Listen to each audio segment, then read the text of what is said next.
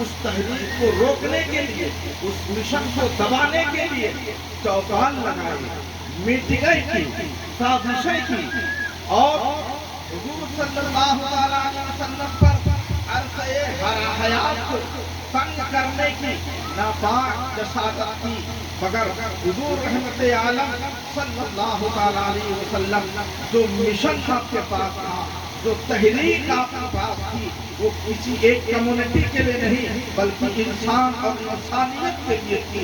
آخرکار لوگوں کا دل کشا کشا مصطفیٰ جان عالم کی جانب کھنچتا گیا، مصطفیٰ جان عالم کی جانب کھنچتا گیا۔ ایک دن تھا کہ باران کی چوٹی پر ایک تنہا مولا علی نے حضور کا دامن تھاما تھا، اور پھر حالات بدلے ہیں۔ ایک دن آیا ہے کہ حضور رحمت عالم دار ارقم سے نکل کر کے اور صحن کعبہ میں آ جاتے ہیں، اور حضرت بلال ننگی تلوار حضور کی جٹ لے کے آتے ہیں، کہتے ہیں اب نماز گھر میں نہیں، اذان گھر میں نہیں، عبادت گھر میں نہیں، خدا کی کشتی ہو نہیں گھر میں نہیں بلکہ بیت اللہ میں ادا کی جائے۔ حضور رحمت عالم صلی اللہ تعالیٰ علیہ وسلم کے پاس جو مشن تھا وہ محبت کا مشن تھا، جو مشن تھا وہ اخلاق کا مشن تھا، جو مشن تھا وہ عدل و مساوات کا مشن تھا، جو مشن تھا وہ لوگوں کے درمیان کے نفرتوں اور کدورتوں کو مٹانے والا مشن تھا۔ اس لیے حضور کامیاب ہوتے چلے گئے، حضور آگے بڑھتے چلے گئے، اور حضور صلی اللہ تعالیٰ علیہ وسلم نے اس دنیا میں انقلاب برپا کیا۔ حضرات گرامی، ایسا انقلاب دنیا میں آیا کہ ایک دن وہ تھا کہ کوئی کلمہ پڑھنے کو تیار نہیں تھا، اور خطبہ حجۃ الوداع جب آپ نے آخری حج فرمایا ہے تو اس وقت حضور نبی رحمت نے 1,14,000 صحابہ کرام کے مجمع میں خطاب فرمایا ہے، اور مسلمانوں کو، دنیا کے لوگوں کو ہادی، رہبر و رہنما کیا۔ سبحان اللہ، سبحان اللہ۔ تاجدار دو جہاں صلی اللہ تعالیٰ علیہ وسلم کا وہ مشن، وہ شاندار مشن، وہ اعلیٰ مشن، اس مشن کو اس دور میں بھی دبایا جا رہا تھا، اس دور میں بھی دبایا جا رہا ہے، لیکن یہ مشن جو زندہ ہے وہ کسی اور طاقت کی بنیاد پر نہیں، اس کے اندر کوالٹی ہے، اس وجہ سے یہ مشن زندہ ہے۔ اپنے اندر کمالات رکھتا ہے اس لیے زندہ ہے، اپنے اندر خوبیاں رکھتا ہے اس لیے یہ زندہ ہے۔ یہ مشن اور یہ تحریک، اسلام کی جو تحریک زندہ ہے وہ کسی اور بیرونی طاقت کی بنیاد پر نہیں زندہ، بلکہ اس کے اصل کے اندر کوالٹی ہے، اس کی وجہ سے یہ زندہ ہے۔ میرے عزیز دوستو، حضور نبی رحمت صلی اللہ تعالیٰ علیہ وسلم جب مکہ میں اپنے مشن کو فروغ دے رہے تھے تو اس وقت اہل مکہ کو بڑی تکلیف تھی، مشن روکنے کی، تحریک روکنے کی۔ انہوں نے مناظرہ بھی کیے، مقابلہ بھی کیا، سوالات بھی کیے، لیکن جس میدان میں، جس انداز میں وہ حضور کی بارگاہ میں پہنچے، ہر جگہ وہ شکست کھائے۔ ابو جہل بہت بڑا سرغنہ تھا، وہ بہت پریشان ہوا، تو اس نے سوچا کہ کیا کروں، کسی طرح سے اس مشن کو روکا جائے۔ تو اس نے ملک شام کے حاکم حبیب بن مالک، جو شام کا حاکم بھی تھا اور بہت بڑا حکیم بھی تھا، ابو جہل نے ایک خط لکھا اور کہا، اے حبیب بن مالک، تم امیر شام بھی ہو اور حکیم بھی ہو، تمہیں ہمارے مکہ کے حالات کا علم نہیں ہے، میں عجیب، ہم سب عجیب کٹھنائیوں میں پھنس گئے ہیں۔ ہمارا ایک بھتیجا ہے جو 40 سال تک بالکل ٹھیک ٹھاک تھا، ہم لوگ اس بچے پہ رشک کرتے تھے، اس نوجوان پر ہم کو فخر تھا، ہم کو اس نوجوان پر ناز تھا، لیکن جانے کیا ہوا 40 سال کے بعد اس کی طرز زندگی بدل گئی ہے، اس کے عادات و اقدار بدل گئے ہیں، اس کی بولی بدل گئی ہے، اس کا انداز زندگی بالکل بدلا بدلا نظر آتا ہے۔ مجھے عجیب شک ہوتا ہے، لگتا ہے مشین میں لگا رہا سحر کر دیا ہے، لگتا ہے کسی نے جادو کر دیا ہے، وہ مجنوں سا لگتا ہے، وہ دیوانہ سا لگتا ہے۔ معاذ اللہ، اس نے خط لکھا، کہا میرا گھر تمہارا گھر، ہمارا مذہب تمہارا مذہب ایک ہے، رحم کرو، ہمارے یہاں آ جاؤ، میرے بھتیجے کا علاج کر دو، میرا بھتیجا ٹھیک ہو جائے۔ ہم لوگ کشمکش کا شکار ہیں، پریشانی میں مبتلا ہیں۔ ابو جہل نے خط لکھا کہ ہمارے معبود بے وقار ہوتے چلے جا رہے ہیں، بے حیثیت ہوتے چلے جا رہے ہیں، ان کی بقاعت گھٹتی چلی جا رہی ہے۔ آؤ آؤ اپنے معبود کا سہارا بن جاؤ، آؤ آؤ اپنے معبودوں کی عزت و وقار کے اوپر پہرا دو۔ حبیب بن مالک نے 12,000 کا لشکر تیار کیا، اور تیار کرنے کے بعد وہ وہاں سے چلا حبیب بن مالک اور مکہ میں آیا۔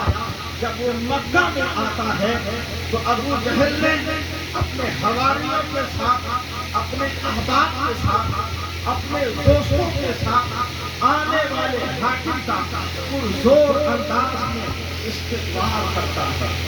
استقبال کیا، مہمان نوازی کی، اس کو بٹھایا، آرام اور سکون دیا۔ جب وہ آرام اور سکون پا چکا تو حاکم شام کہتا ہے، میرے دوست ابو جہل، یہ بتاؤ تمہارا بھتیجا کہاں ہے؟ ہم کو اس سے ملاقات کروا دو، ہم اس سے ملنا چاہتے ہیں۔ تم نے بلایا ہے کہ اس کو دیکھ لو، اس کا علاج کر دو، اس کا دماغی توازن معاملہ ٹھیک نہیں، کچھ تم نسخہ تجویز کر دو، میرے پاس بلاؤ، میں اس کو دیکھوں، میں اس سے بات کروں۔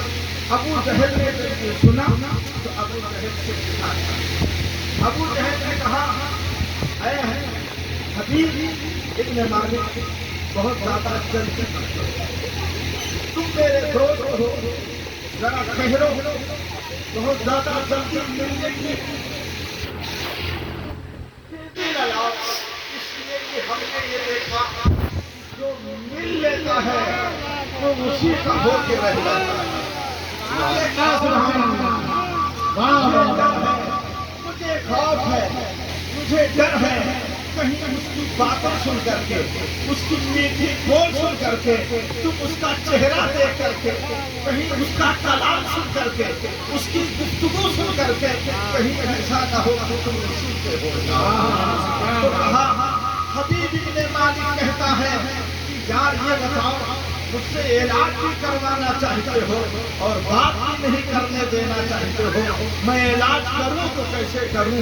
اچھا تو ایک کام کرو، میں اس سے بولوں گا نہیں، میں اس سے کلام بھی نہیں کروں گا، میں اس سے کوئی گفتگو نہیں کروں گا، بلا دو، صرف ہاتھ پہ ہاتھ کروں گا، اور پھر ہاتھ پہ ہاتھ رکھ لینے کے بعد میں نبض پکڑوں گا اور جان جاؤں گا کہ کیا بیماری ہے، کیا اس کو مرض لاحق ہے، نسخہ تجویز کر دوں گا، تمہارا بھتیجا ٹھیک ہو جائے گا۔ ابو جہل پھر سے کھٹایا، اس نے کہا، سنو، زیادہ جلدی مت کرو، دیکھو عمر ننگی تلوار لے کے گیا تھا سر اتارنے کے لیے، لیکن ہاتھ کر کے ان کا غلام بن گیا۔ سبحان اللہ، سبحان اللہ، ہاتھ کر کے ان کا غلام بن گیا ہے۔ وہ جو میرا ساتھی تھا عمر، ہم مصطفیٰ جان علم کے ناموس پہ ایسا پہرا دینے والا ہے کہ اس کی تلوار دشمنان اسلام کے لیے ہمیشہ بے نیاز رہا کرتی ہے۔ سبحان اللہ۔ اس لیے جلدی مت کرو، زیادہ عجلت مت کرو، کہیں ایسا نہ ہو کہ میں اپنے دوست سے بھاگ ہو بیٹھوں۔ حبیب ابن مالک پریشان ہو جاتا ہے، تم نے بلایا ہے، لگتا سفر طے کروایا ہے، تم نے کہا تھا آؤ حکیم ہو علاج کر دو، میں گفتگو نہیں کر سکتا، میں اس کا ہاتھ بھی نہیں چھو سکتا، تو پھر میں علاج کیسے کروں گا؟ پھر حبیب ابن مالک نے کہا ایک کام کرو، تم اس کو بلاؤ، میں اس کی آنکھوں میں آنکھیں ڈالوں گا، اگر آنکھیں پیلی ہوں گی تو میں جان جاؤں گا یرغان کی بیماری ہے، آنکھیں اگر سرخ ہوں گی تو میں سمجھ جاؤں گا کہ دماغ میں گرمی چل گئی ہے، میں نسخہ دے دوں گا اور تمہارا بھتیجا ٹھیک ہو جائے گا۔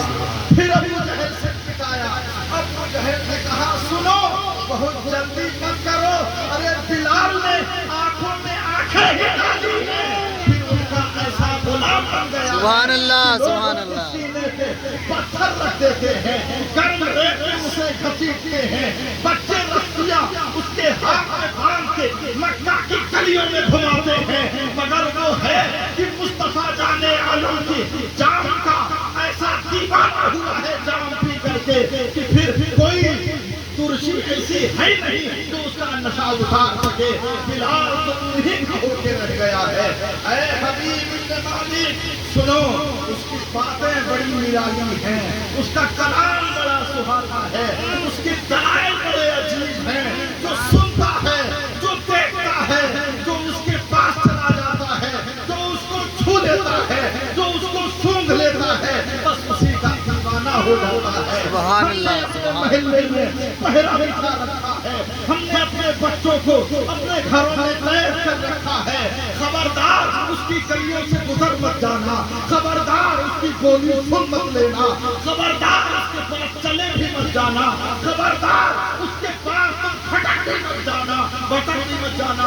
میرے عزیز دوستو، حبیب ابن مالک کہتا ہے عجیب بات ہے یار، پھر بلایا اس کو کس لیے تھا؟ تم کہتے ہو وہ دیوانہ ہے، ملنے بھی نہیں دیتے، علاج بھی نہیں کرنے دیتے۔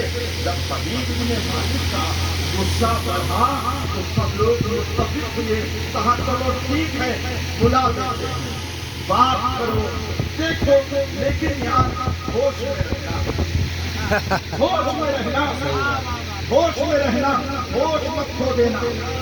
پابندی آئے گی، کہا سنو جب وہ مجلس میں آئیں گے ہم لوگ بیٹھے ہوں گے اور وہ آ رہے ہوں گے تو خبردار ان کی استقبال کے لیے کوئی کھڑا نہ ہو جائے، ان کی تقریر اور ان کی تعلیم اور ان کی سخت میں کوئی کھڑا نہ ہو جائے اور کوئی ان کو سلام بھی نہ کرے، کوئی ان کو سلام بھی نہ کرے۔